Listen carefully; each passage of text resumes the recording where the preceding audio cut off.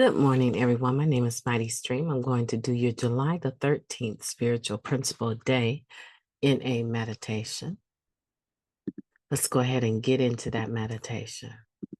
The title of the meditation is Unity in Loving Care. We contribute to unity in our meetings by exercising loving care in the way we speak and the way we treat one another. That comes from It Works, Tradition 1, Applying Spiritual Principles. Speaking to and treating other members with love, care, and respect is effortless, except when it isn't. But that's on us. To practice unity, we learn self-awareness. It could be fear that we'll say the wrong thing to the member who is grieving the loss of 20 years of clean time that makes us look past her.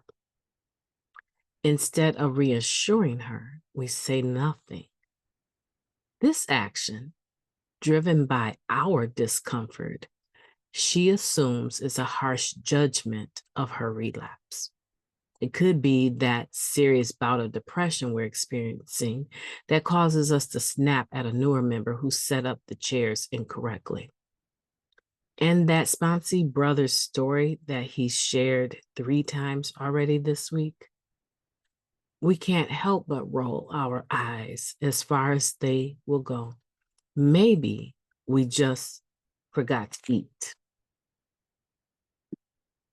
We don't intend to be hurtful or dismissive. We won't always know the right thing to say, and we don't all express or prefer to receive love, care, and respect in the same ways.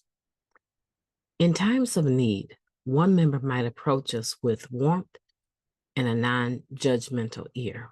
Another might demand, "Take the cotton out of your ears," in the style of old school tough love. An action of physical contact, a friendly hand on the shoulder, or that big NA hug, most often will be welcomed, but sometimes it will be rebuffed. Our experience tells us that we must be doing something right because so many addicts coming to meetings and stay clean. We may not always exercise loving care flawlessly, but we get better at it. We learn to exercise patience and kindness, even as we share opinions and suggestions. We work on breaking through our discomfort and uncertainty because we care about each other and we want to show it. And we listen to each other's stories, no matter how many times, and try to be respectful because we value our group, even when a member of it bugs us. As long as we're trying to be supportive, we are exercising the principle of unity. To promote unity, I will make an effort to be careful in my words and actions. Today, keeping in mind the therapeutic value of one addict helping another. Let's take a moment of silence followed by the wee version of the Serenity Prayer. Moment of silence now, please.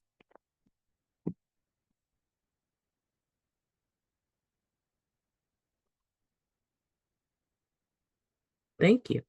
God, grant us the serenity to accept the things that we cannot change, the courage to change the things that we can, and the wisdom to know the difference. Just for today, please and thank you. Unity and loving care. Let me tell you why I think this is such an important meditation. Because we all know that we are at least 2 people at the same time, Dr. Jekyll and Mr. Hyde.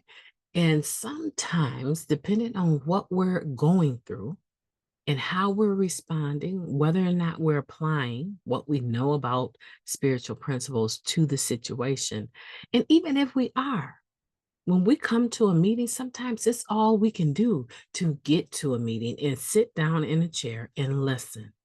We're not always going to show up feeling this overwhelming love and wanting to hug and encourage one another. Sometimes it's all you can do to get to a meeting. Hugging up on people and having chit chat is the last thing on your mind. What you're thinking about is how are you going to get water out of a rock and pay that bill?